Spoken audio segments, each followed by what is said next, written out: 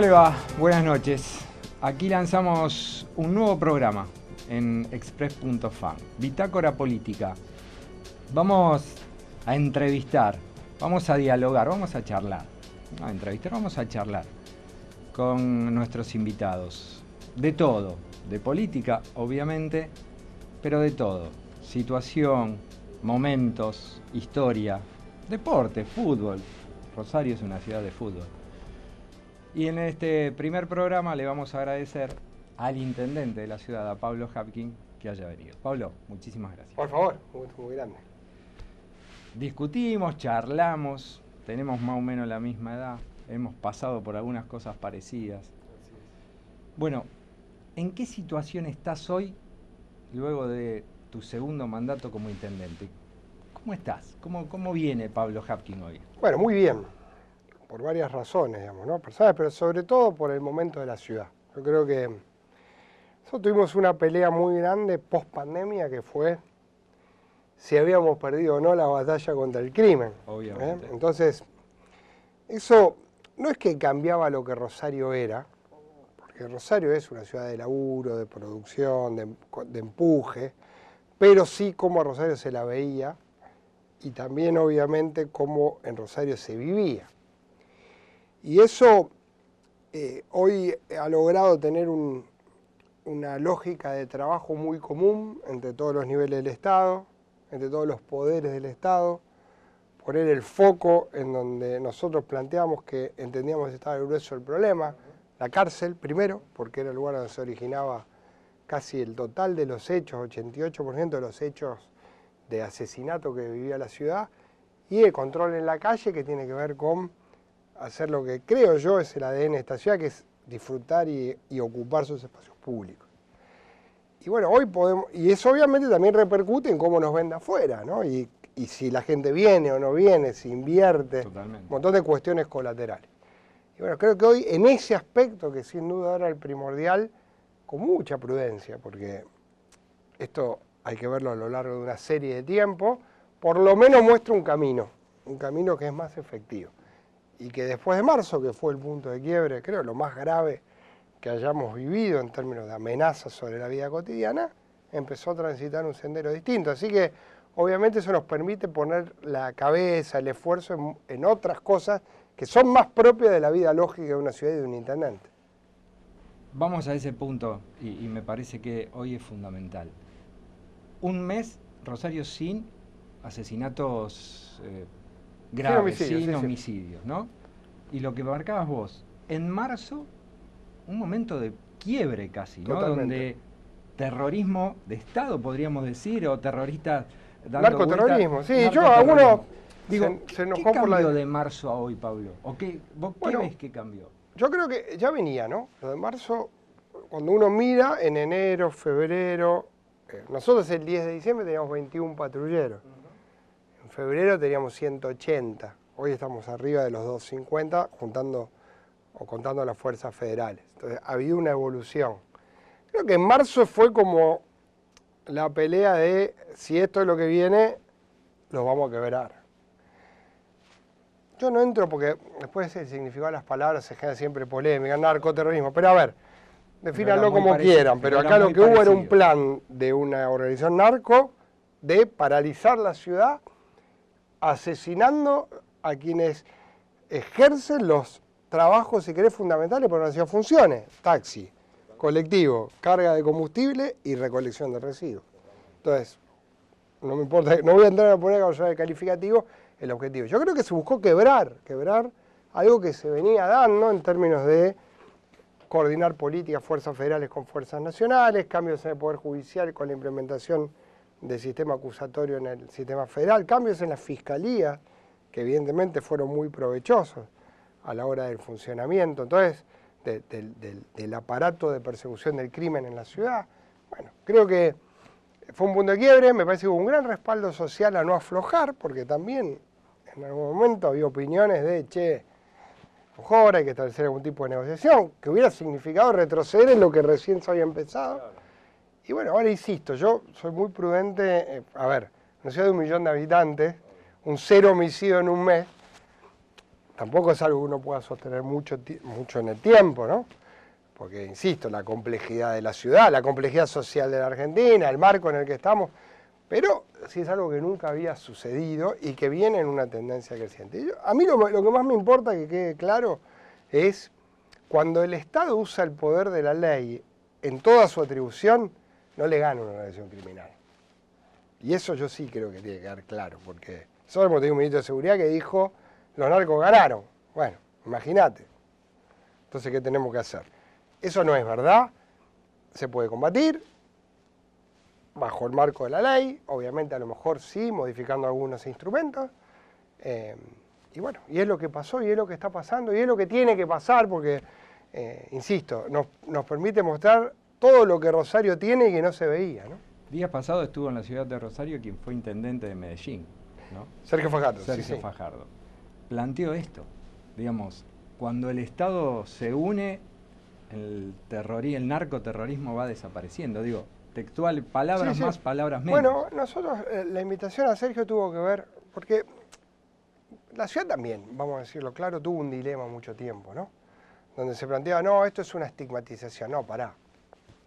Cuando vos tenés 200 a 300 homicidios por año... Bueno, también ahí la política tuvo algo que ver. Yo comparto, yo creo que hubo un error, lo digo claramente, en creer que uno defendía a la ciudad tapando un problema. Yo creo que eso nunca sirve. Porque después el problema se hace más grande y no lo puedes tapar más.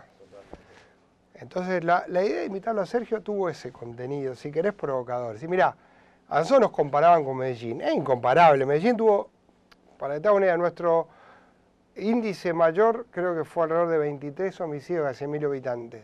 Medellín tuvo 374 homicidios a 100.000 habitantes.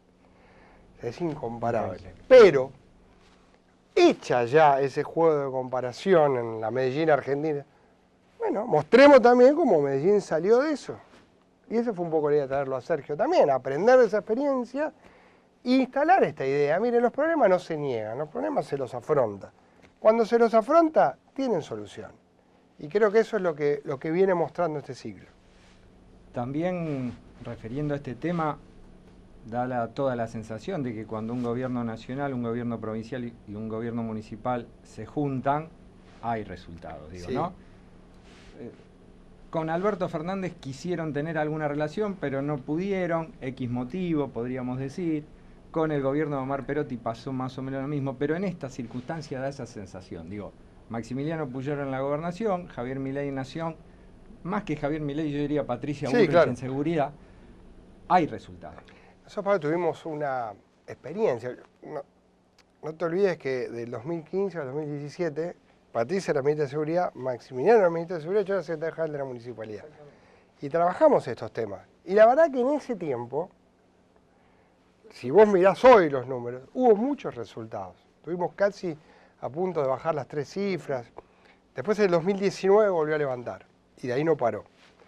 Entonces, claro, hay una confianza también en los temas, porque esto requiere confianza. Incluso Patricia eligió en su equipo a Federico Angelini, a Germán Pugnaloni, que son de acá, hay gente que conoce lo que estamos hablando. Entonces, cuando vos tenés conocimiento del territorio y confianza, es más fácil avanzar. Y ahora podemos ir por cosas más complejas, por ejemplo, tomar un barrio y hacer una intervención barrial focalizada y no trabajar solo el aspecto de seguridad, trabajar el aspecto social. ¿De qué familias vienen los chicos que a los 15 años pueden poner un arma para matar a otro? ¿Cuál fue su historia? ¿Cómo podemos generar una alerta para que no tengamos eso reproducido en el tiempo? ¿Cuáles son las cuestiones que el Estado tiene que detectar antes? ¿Cómo trabajar algunas problemáticas de maltrato familiar o de violencia familiar antes que engendren la posibilidad de que un chico a esa edad opte por pertenecer a una organización criminal? Bueno, hay un montón de tareas. Y además hoy hay una posibilidad de manejar datos de forma más fácil, porque eso también hoy es más fácil de hacer, y entonces es lo que estamos tratando de buscar.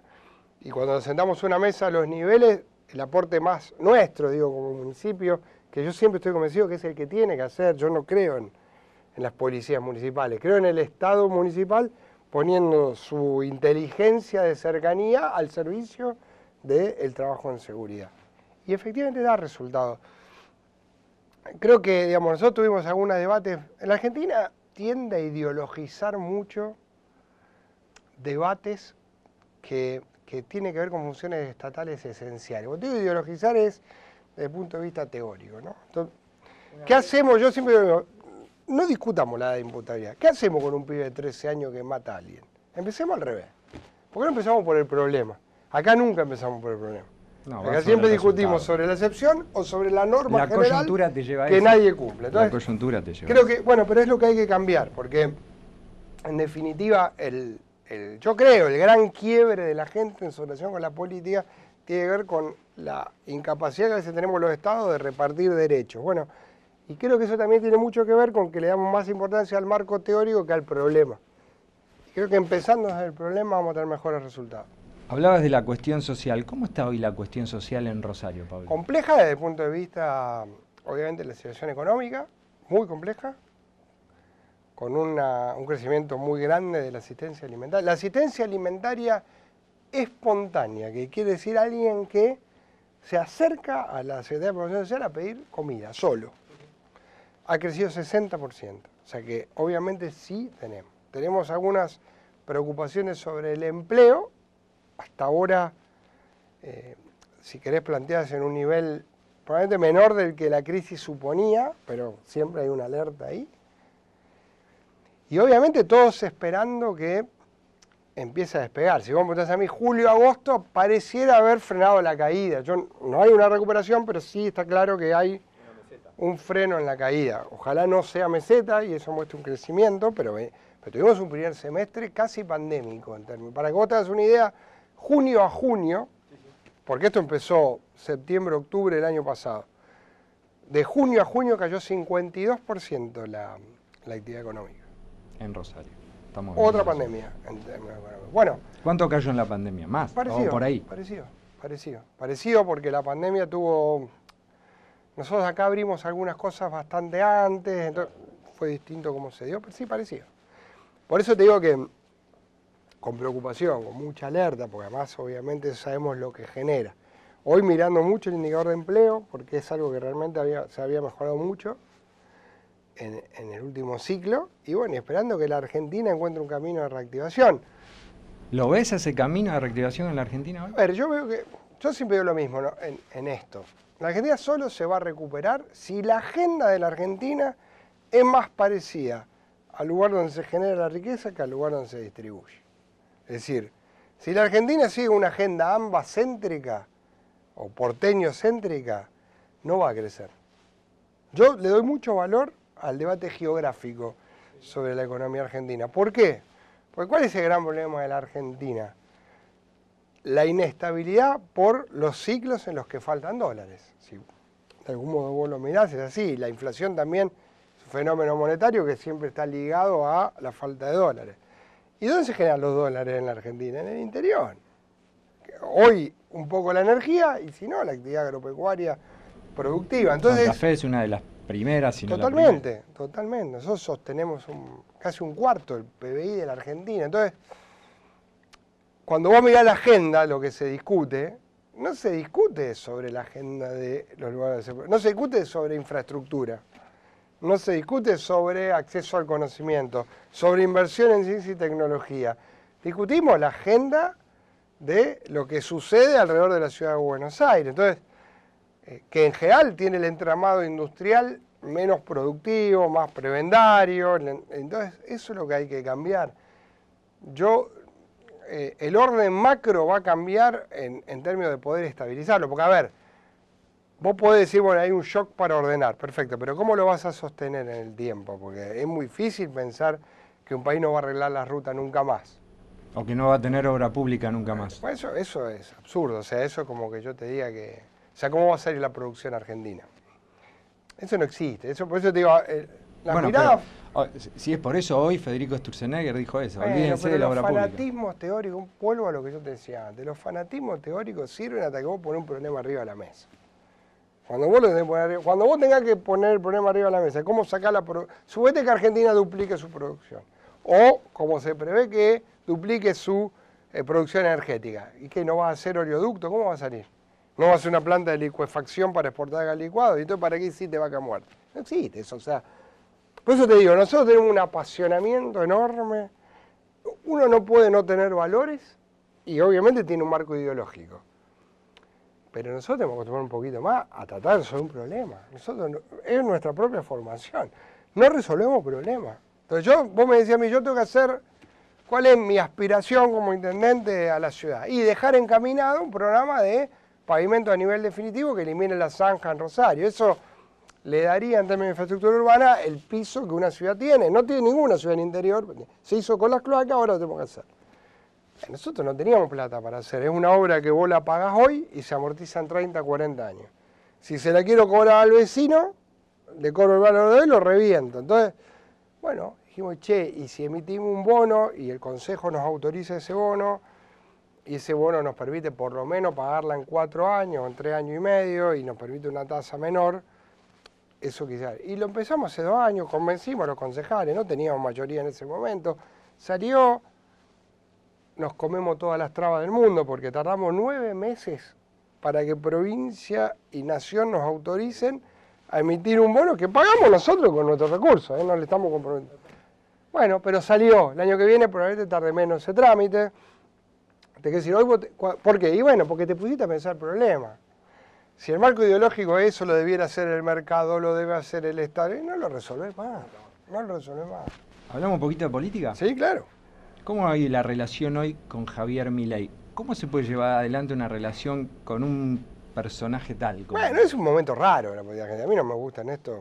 Con el presidente tuve 2 veces, protocolarmente, tanto el 20 de junio, bueno, el 20 de junio un poco más, este día menos. Hay funcionarios que tienen una enorme predisposición hacia la ciudad. Primero, seguridad. En eso, reconocimiento absoluto, tanto al presidente como a la ministra. Y a ministro de Defensa y a ministro de Justicia, que vinieron acá cuando todo quemaba, y eso no era muy común. En segundo término, con el jefe de gabinete, que en su momento era ministro del Interior. Que pareciera el más político de todos. Sí, bueno, él viene de la política, lo conocemos. Mirá, yo, en una visita que había hecho a una entidad con organismos internacionales, estuve almorzando con él cuando era el representante del BID, de la Argentina del BID, o sea que, sí. Bueno, el equipo de él trabajamos mucho. En términos de respuestas concretas, directas, poco. Solo tenemos 2 peleas grandes, alguna de obras y otra de transporte. La discusión de transporte está avanzando parlamentariamente, porque no hemos tenido ninguna posibilidad de diálogo efectivo a nivel nacional. Entonces, si yo te decía, hay buena predisposición, poco resultado. Uno que dice, bueno, ¿o qué trata de pensar? Bueno, la prioridad era la estabilización. Evidentemente hay un programa de shock. Si eso no se prolonga en el tiempo y en el presupuesto 2025 empezamos a discutir cuestiones razonables, perfecto. Mientras tanto, el resultado fue que nosotros tuvimos que absorber 18 puntos de inversión en subsidio de transporte que antes la ponía la Nación y hoy la pone la ciudad. Y la ciudad se la quita otra cosa. Entonces, es un año, insisto, de shock. Después hay otra, es lo que yo te decía, yo ayer veía la discusión sobre las tasas municipales, hay una discusión de conurbano, acá no existe eso. Bueno, pero el país baila alrededor del conurbano. Bueno, pero el país baila alrededor también de la información que viene también. Todas las cadenas nacionales y un rosarino habla de los problemas de Florencio Varela. Y bueno, hay que ese es otro problema. Eso, hay que abstraerse. Lo que me parece y lo que uno ve es que en este juego de política nación con provincia, hoy algunos diarios lo marcaban, hasta ahora el gobierno nacional todo lo que prometió no cumplió nada. No, por eso te digo, en términos de resultados concretos, ¿no? La obra del monumento, no estoy hablando de cosas extraordinarias. Se firmó, se convenió, bueno, todavía no. Yo creo que hay que poner, el gobierno nacional va a tener que encontrar algún mecanismo que le dé agilidad a la gestión, en términos de lo cotidiano, de lo que implica resolver temas. Resolver problemas cotidianos. Da toda la sensación que son muy mucho recambio, eso le cuesta, mucho recambio de funcionarios, eso siempre te hace perder tiempo. Pero bueno, yo respeto esto, la gente elige un presidente que viene de otra lógica, entonces yo quiero ser prudente, a mí me eligieron y después eligieron un presidente, entonces vos tratás de intentar ir construyendo algún vínculo de confianza con los funcionarios que tienen que resolver los problemas. A veces hay trabas que son económicas, suponete que eso tenga que ver con la estabilización. Pero hay muchas trabas que no son económicas, que son de gestión. Son de desconocimiento. Sí, a nosotros faltaba el material de los carnets de conducir. Nosotros tenemos días sin poder emitir carnet de conducir porque no está el plástico, que eso lo provee la nación. También te cuento lo que es la Argentina, ¿no? Que el plástico de los carnets de toda la Argentina viene de Buenos Aires. Y vos decís, esas cosas no pueden pasar. Eso no es para plata. No es que se cortó la compra de plástico. Llega tarde el plástico. Bueno, eso sí, te doy un ejemplo chico, pero de eso hay mucho. Y creo que eso lo van a tener que acomodar, porque, insisto, el tiempo es corto. El tiempo de una gestión, 4 años, es poco. Entonces, si vos no lo lográs domar, y se te va rápido ese tiempo. Y que hablar del tiempo corto en la política, 4 años, y trayéndote al pago, sí, no chico, mediano, porque vamos a hablar de Santa Fe, es necesario la reforma constitucional, sí, con 4 años más para el gobernador. Es necesaria la reforma, yo particularmente creo que sí. Creo que hay que limitar todas las reelecciones, porque acá hay una paradoja. Yo podría ser reelecto indefinidamente como cualquier intendente presidente comunal, un concejal también, un diputado provincial, un senador también, el gobernador una vez. Entonces, yo creo que hay que ir a un sistema unificado. Si el sistema unificado es de 8 años, me parece lógico. Después el gobernador decide si lo usa o no. Pero sí, nosotros tenemos que ir a la autonomía. A mí me habla de reforma constitucional, yo pienso en autonomía, no pienso en otra cosa. Bueno, lo decía Hermes Wiener cuando asumió. La ciudad tiene que tener rango autónomo. Claro, es difícil después traducir en la práctica a la gente, pero yo hubiera hecho un barrio más entero, pavimento definitivo, si esta ciudad fuera autónoma, cada año. O sea, los últimos 2 años, 2 barrios más. Explícalo por qué. Porque yo pido un monto en diciembre, el Consejo me aprueba un monto en pesos, tarda 9 meses en la autorización, cuando le emito con ese monto en pesos, compro un barrio menos de pavimento definitivo. Como eso te puedo nombrar montones de cosas, ¿no? Ni hablar que no puedo tomar crédito internacional. Hay un montón de cuestiones. Yo espero que eso sí cambie. A ver, los municipios cada vez nos hacemos cargo de más cosas, cada vez tenemos menos recursos, cada vez tenemos menos herramientas. Si no nos van a dar recursos, dennos herramientas. Y creo que en Santa Fe eso se agrava al no ser autónomo. ¿Por qué fuiste diputado provincial, sí, fuiste diputado nacional? Digo, ¿por qué crees que nunca hubo un acuerdo para poder renovar la Constitución? Bueno, siempre la traba de la no reelección generaba una especulación política de coyuntura. Yo siempre estuve a favor y ahora lo ratifico, pero claro, después siempre hay un cálculo de conveniencia en función de... Es verdad que es muy difícil ganarle al campeón en la política. ¿Qué te quiero decir? Muy difícil ganarle al que está. Nuestro sistema electoral... Bueno, ahora cambió, ¿no? Pero en general nuestro sistema tiende a la repitencia. En el mundo también es así. En general tiene mucha herramienta el que está en el poder y entonces tiene mucha posibilidad de con esa herramienta reelegir. Entonces yo creo que siempre se empezó a bloquear por eso, siempre se terminó bloqueando por eso, porque nadie quería... Bueno, es lo que hay que cortar de una vez. Nosotros no podemos no tener consejo en la magistratura, no podemos no tener régimen municipal, no puede ser que nosotros no tengamos autonomía para usar el suelo de la ciudad, entonces, basta. Hay que cambiarla, ojalá se cambie y yo por mi parte voy a acompañar lo que siempre dijimos, tiene que cambiar. ¿Con esa autonomía podrías tener policía municipal como tiene Cava? Recién dijiste que no. No, pero Cava, siempre yo hago una canción que es importante. Cava, en los términos de nuestro régimen institucional, es una provincia, bueno, no es una ciudad. Sí, está bien, tenés razón. Ojo, porque eso... Sí, es así. La experiencia de policías municipales... Pero yo soy muy crítico de eso, muy crítico de esa experiencia, porque cuando vos combatís economías criminales complejas, vos necesitas más complejidad, no menos. Cuando vos atomizás el poder de policía del Estado, le das más facilidad de penetrar las organizaciones que las combaten. Entonces, el ejemplo mexicano es más claro. Las policías municipales mexicanas, todas fueron infiltradas por el narco. En Provincia de Buenos Aires salió una experiencia mixta, está retrocediendo en general. ¿Por qué? Porque lo que vos necesitás no es... Mirá, Colombia tiene un sistema unitario, tiene una sola Policía Nacional.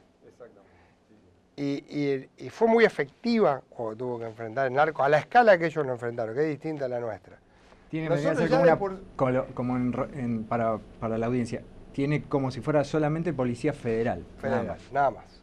Como si Gendarmería y la Policía Federal fueran la única fuerza policial del país. Los mandos centralizados funcionan mejor en instituciones de tipo preventivo. Nosotros ya de por sí tenemos un sistema de 24 policías provinciales. Entonces, si a eso le agregamos, imagínate, 2000 y pico de policías municipales, Entonces, sí creo yo que los municipios podemos hacer mucho en materia de seguridad, vigilancia, iluminación, transformación urbana, inteligencia a nivel social, en lo que yo te decía, la familia, los pibes, el seguimiento de los pibes en el colegio, el apoyo escolar para que terminen en la escuela. Creo que ahí está nuestro rol, un rol de cercanía y de conocimiento del territorio. Y sí también creo que hay que institucionalizar mecanismos de coordinación entre los tres niveles que en la Argentina en general no están institucionalizados. Vos fíjate que nosotros estamos usando para el Plan Bandera el Comité de Crisis de la Ley de Seguridad Interior. Es una institución que crea la Ley de Seguridad Interior. Si no la tuviésemos, sería mucho más endeble el marco. Y creo que a nivel provincial también podríamos generar esto que yo te digo, tener el Ministerio Público Fiscal, la provincia y el municipio, un mecanismo para hacer intervenciones barriales focalizadas. Eso debería estar institucionalizado. Lo tiene hoy en un decreto, pero esas cosas deberían estar en el marco institucional. Te vuelvo a traer al Pago Chico. ¿Cómo es tu relación hoy con el Consejo Municipal? Buena, muy buena. Es un consejo que debate, muy plural. Creo que está bien. Yo defiendo la pluralidad de la ciudad. La ciudad es muy diversa, tiene que tener expresiones políticas diversas y hay debates. Yo no, a mí no, yo lo único que... No tuviste muchas trabas en estos 9 meses. No tuve trabas, la verdad, en los 4 años y 9 meses. Siempre nosotros hemos hecho un gran esfuerzo por consensuar y con un fuerte apoyo del Consejo en la pandemia. No te olvides, nosotros tenemos un espacio muy minoritario. Hoy el interbloque es mayoritario, pero también implica conciliar adentro del bloque. Después lo lógico, yo noto un sector político que le cuesta asumir que terminó la elección del año pasado, entonces a veces usa el escándalo como método de oposición. Entonces vos me decís, de una discusión sobre un parque industrial, ¿vos podés estar a favor o no? Sí.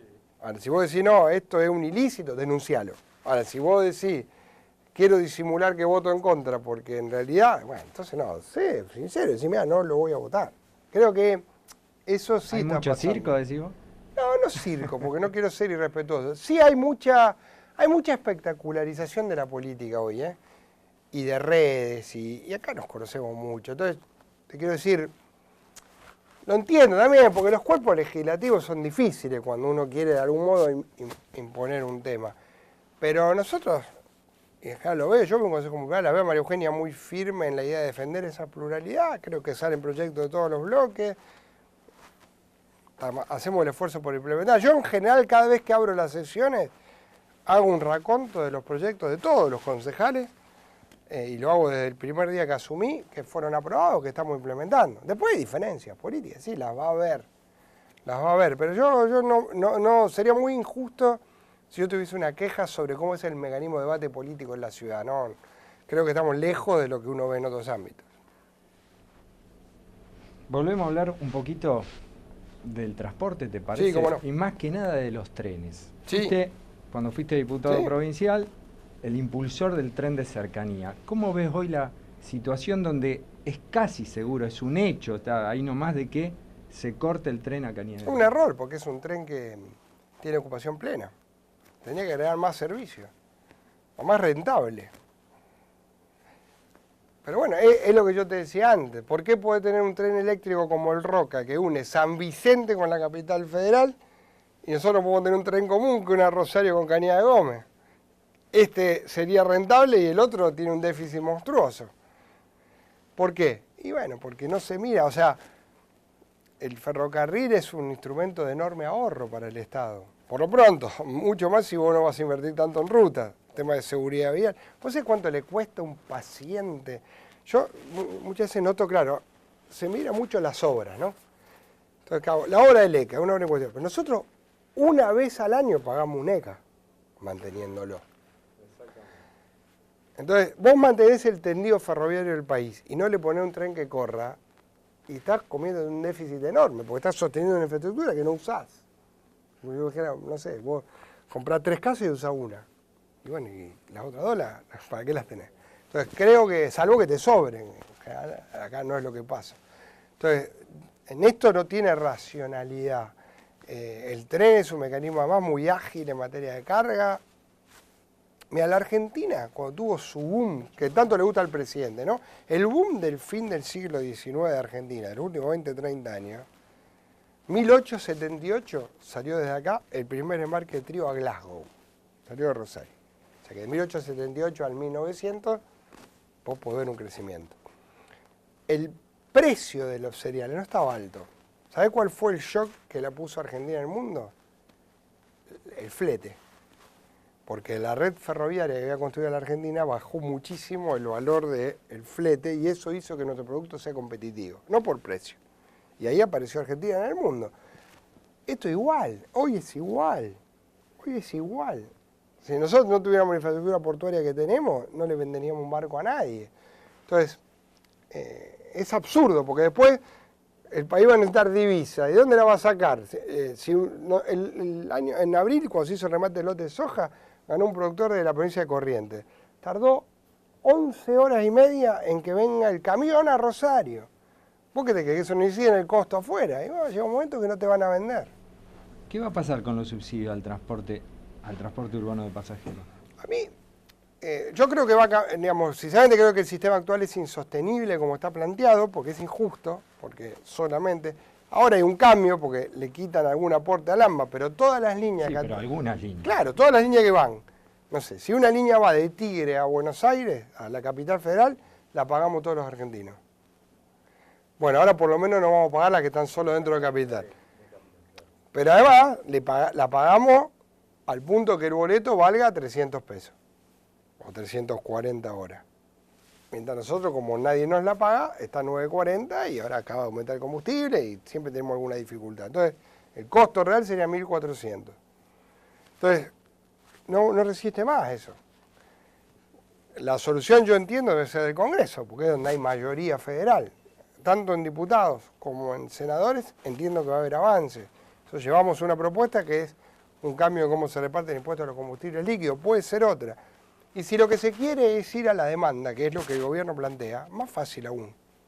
Porque nosotros hoy, 32% de los usuarios pagan la tarifa plena, el resto tiene algún tipo de aporte o beneficio sobre el transporte.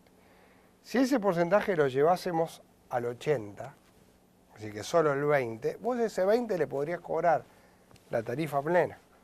Y no discriminar geográficamente. Cualquier argentino que tenga la SUBE en cualquier lugar del país tendría los atributos sociales. Eso rompe el curro de los subsidios en las empresas del AMBA y beneficia a los argentinos del resto del país. Pero no se está yendo en ese sentido. Se lo dice, pero se está yendo en el otro. Lo único que no se toca acá es el curro de las empresas que hacen el circuito interdistrital entre el AMBA y la ciudad de Buenos Aires. Eso no lo toca a nadie. Eso es simplemente porque, como dice el refrán, Dios está en todos lados, pero... Atienda ya.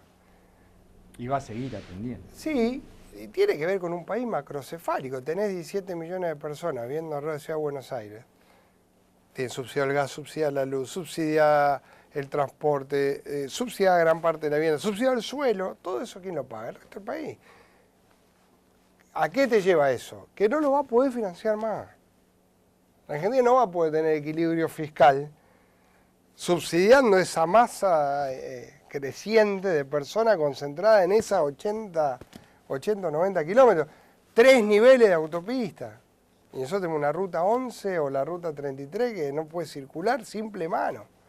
No existe eso. Si seguimos así, ¿entendés lo que te digo? Se invierte los recursos que vos sacás de acá para hacerle 3 carriles a la autopista Presidente Perón, que ¿qué une? 2 distritos del conurbano. No va más, no va más, no va más. Esa es la Argentina que está rota. Lo demás es consecuencia de eso. ¿Por qué hay déficit fiscal? ¿Por qué hay inestabilidad económica? ¿Por qué hay inflación? Y bueno, porque vos estás poniendo todos los recursos donde no se generan los recursos.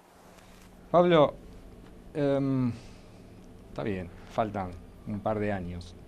¿Te ves para un tercer mandato? No, y lo digo a propósito, así queda grabado. No, porque, a ver, podría legalmente, pero no. A mí me tocó un ciclo como intendente, pero toda mi vida quise ser intendente, pude cumplir un desafío. Fuiste presidente del Centro de Estudiantes del Superior. Del Superior. Presidente de la Federación Universitaria Rosario, presidente de la FUA, diputado, concejal, y siempre dijiste que querías ser intendente. Quise ser intendente, siempre. ¿Y gobernador? Gobernador es otro laburo. Sí, a ver, uno es político. No ahora, yo creo que lo mejor sería que Maxi pudiera continuar. Lo digo abiertamente porque creo que es bueno decirlo también.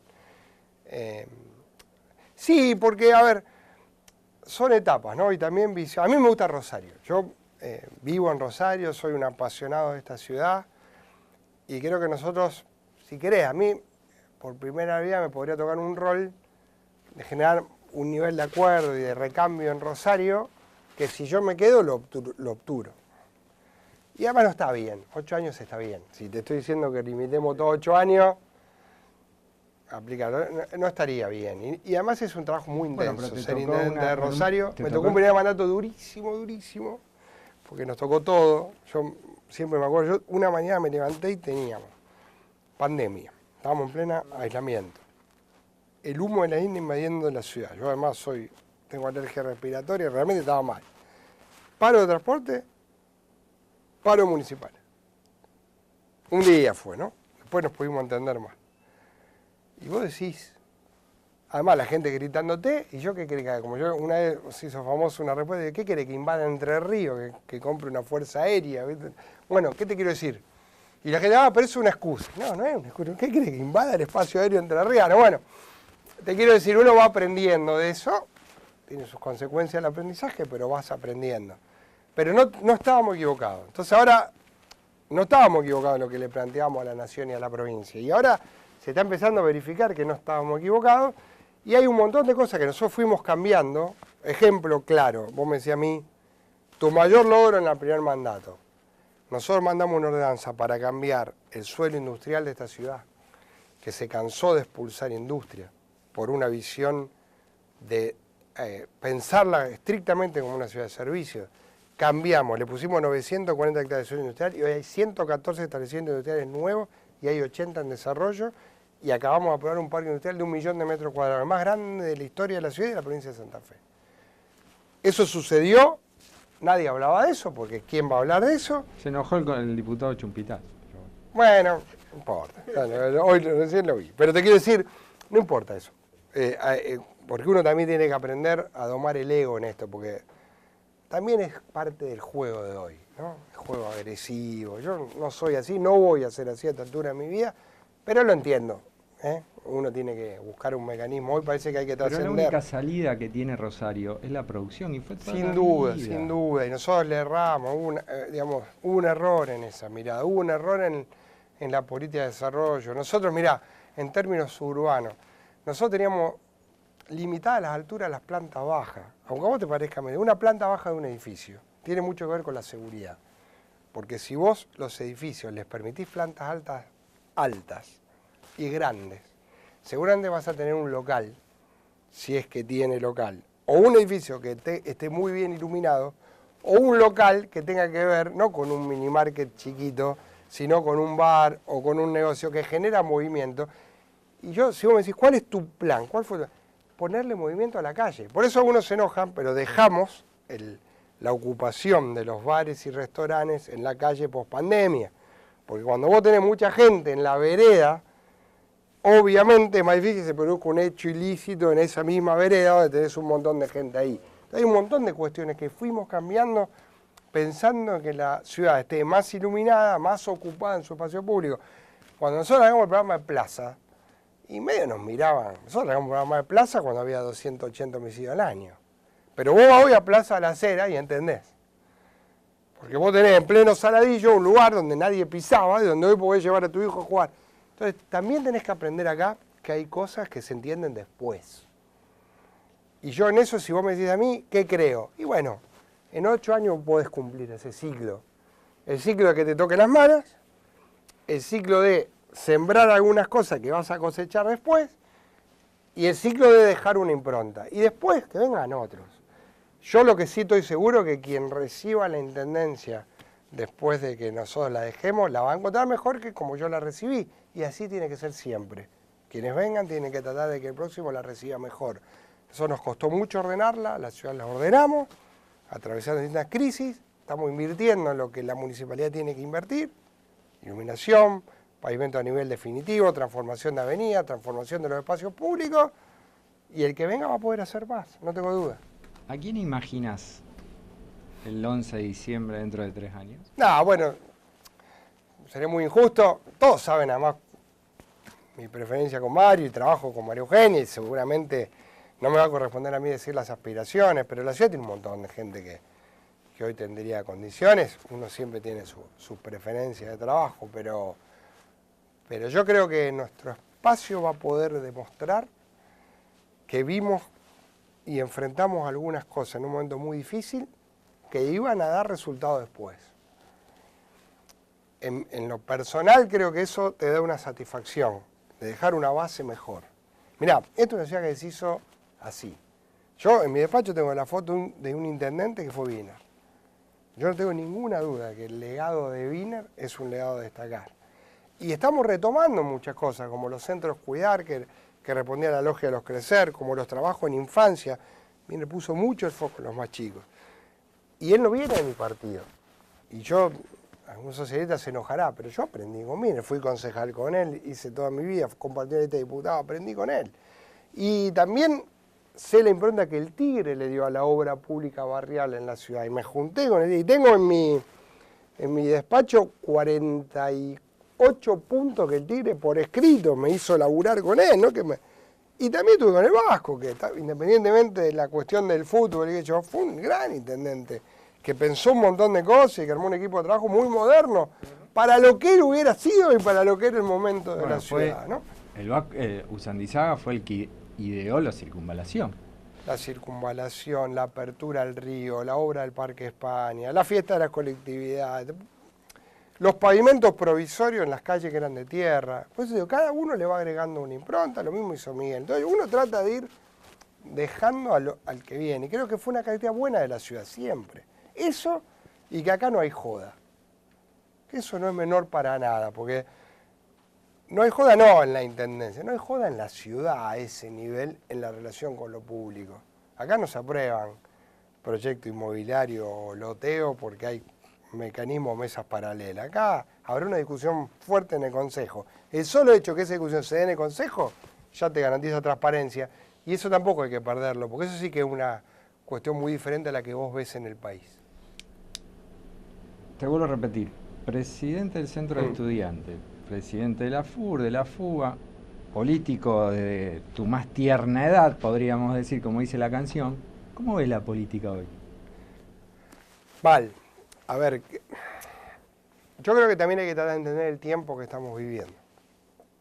Este es un tiempo de posverdad, no sabes qué es cierto y qué no. Es un tiempo donde las visiones se confirman mucho porque vos, tu algoritmo te lleva a que mides las cosas que son parecidas a las que vos pensás. Y también hay que decirlo, es un tiempo en el cual los estados han perdido una gran capacidad de distribuir derechos, en general, en el mundo.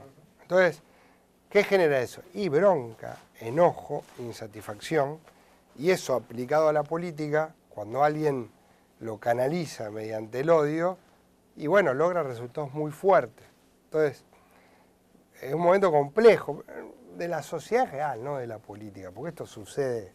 Vos le preguntás a un presidente de un club, de una comunidad, te va a decir lo mismo. O sea, hoy ser dirigente es exponerse a un montón de situaciones de descalificación, etcétera, que antes no se daban, porque el anonimato las permite, etcétera. Pero después está la vida real. Y yo te voy a decir algo que los intendentes son muy privilegiados por la cercanía.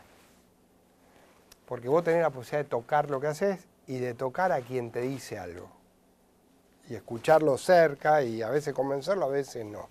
Y eso hoy es un gran privilegio. Por eso, si vos me preguntás a mí, yo le pongo mucho foco a la política local, a las ciudades en general. Yo creo que las cosas que en el mundo... Mira, el mundo hoy tiene 4 desafíos enormes. Cambio climático, grave, algunos querrán negarlo, pero eso es muy notorio. Tiene un problema de lo que se llama la recesión democrática, que es que cada vez hablamos menos con lo que piensan distintos, y eso es un problema grave. Además, cada vez tendemos a rechazar el que piensa distinto, es un problema muy grave. El otro gran problema que hoy afronta el mundo es el cambio tecnológico. Estamos viviendo una revolución tecnológica inimaginable. Estamos haciendo que las máquinas hagan lo que los hombres hacíamos. Ser humano, perdón, hacía. Hombre y mujer. Bueno, pero vos pensás que la inteligencia artificial llega a un punto en el cual la máquina aprende. Y entonces eso va a implicar un cambio en el mundo del empleo y en la vida cotidiana enorme. Y después estamos en el mundo de lo local, de lo urbano. En el mundo el 54% de la gente ya vive en ciudades. Quiere decir que en India y China cada vez más gente vive en ciudades. En la Argentina el 90%. Entonces, esos 4 temas, ¿dónde van a suceder? En lo local, en la ciudad. Entonces yo creo que ahí es donde uno tiene posibilidad de hacer política de otra manera. ¿No vamos a hablar de Newell? Como quiera. ¿Cómo lo ves? Nos vamos a golpear. ¿Cómo lo ves? Mal, lo veo muy mal. ¿Pero lo ves una cuestión futbolística o una cuestión del club institucional? Lo veo mal en el sentido, no una cuestión puntual. Hay una idea a veces en los clubes que vos podés manejar temas complejos solo. No existe más, ese mundo no existe más. Mira, yo creo que una cosa de la política, humildemente, digo, tiene que aprender y yo he tratado de aprender. Acá había 2 cosas que funcionaban que no funcionan nunca más. Una era la vertical, la sabiduría vertical. Vos, la autoridad, te implicaba, hoy lo leí en una nota, decía, el duce siempre tiene razón. Bueno, antes, si vos eres jefe, todo lo que decía está bien, no existe más eso. Hoy cualquiera te cuestiona cualquier cosa. Y está bien. Por supuesto. Si yo voy a decirle a un vecino, mira, vamos a empezar por esta cuadra, porque el nivel, me dicen los de hidráulica, que si no la empiezo por acá esto se va a inundar. Dicen, no, eso no es verdad, le dijeron cualquier cosa, usted tiene que empezar por acá. Es así, seguramente va a tener razón el hidráulico, pero tenés que ir y convencerlo, y mostrárselo. Entonces, eso no existe más. Y lo otro que no existe más es que vos los problemas los podías resolver organizadamente por compartimentos. No existe más. La división que eso implicaba no existe más.